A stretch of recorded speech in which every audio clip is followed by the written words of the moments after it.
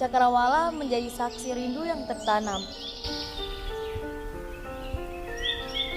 Dalam canda, dalam diam, dalam salam.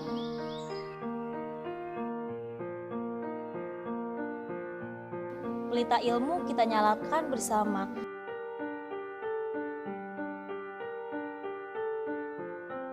Meski kini waktu mulai berpamitan juga.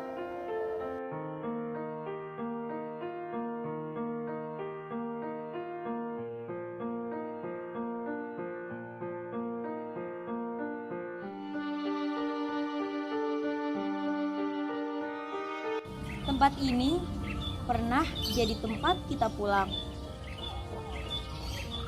Tempat di mana luka kita sembuh. Tempat semangat kita kembali terang. Dan jika takdir membawa kita pada jalanan jauh, ingatlah bahwa kita juga pernah saling tumbuh.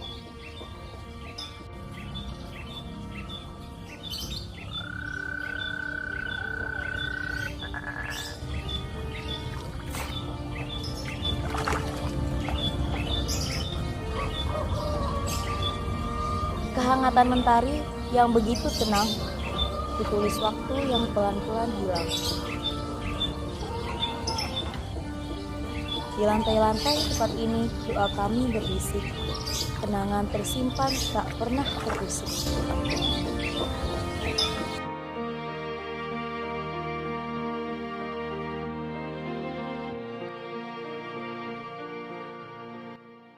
Oke semuanya, kesimpulan pelajaran hari ini adalah munada terbagi menjadi 5 macam.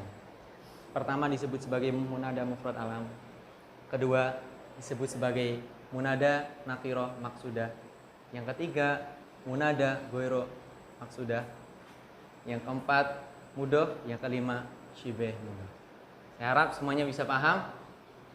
Hal fahimtum? Syukron.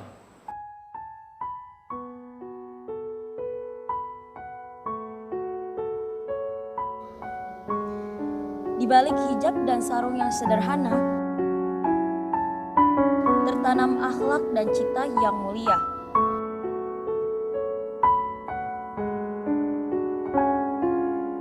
Meski langkah harus menjauh dari tempat ini,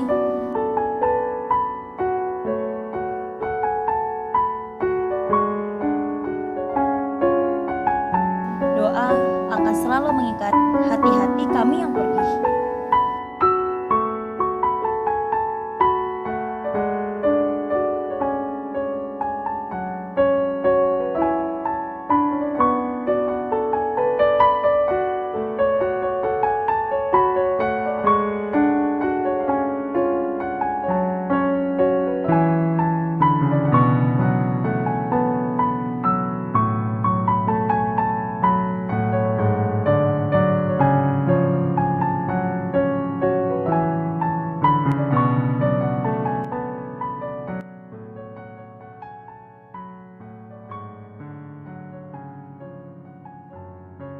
Jadi yang terakhir adalah dari perkara yang membatalkan wudhu, hilangnya akal bukan dari orang yang tidur yang menetapkan duduknya di atas bumi.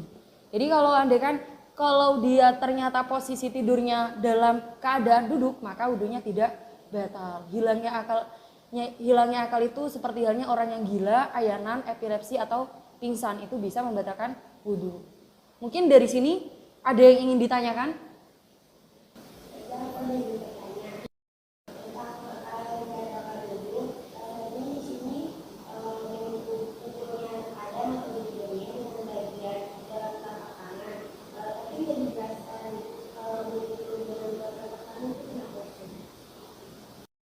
Jadi begini, sebelumnya saya akan menjelaskan terlebih dahulu tentang batinnya telapak tangan itu batasannya seperti apa. Yang dinamakan batin itu adalah sesuatu yang tidak terlihat dari kedua tangan. Lah ini namanya batin. Akhirnya yang masih terlihat itu namanya dhohir. Kenapa di sini musannaf itu menjelaskan bahwasannya Yang menyebabkan batalnya wudhu adalah menyentuh kubul dan dubur dengan batinnya, bagian dalam telapak tangan, tidak luarnya.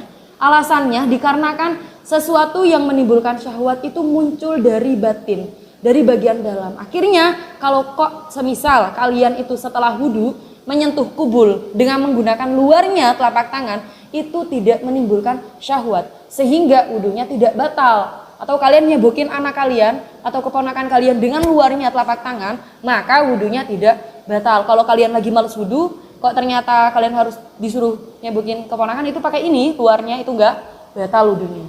Alasannya karena tidak menimbulkan syahwat.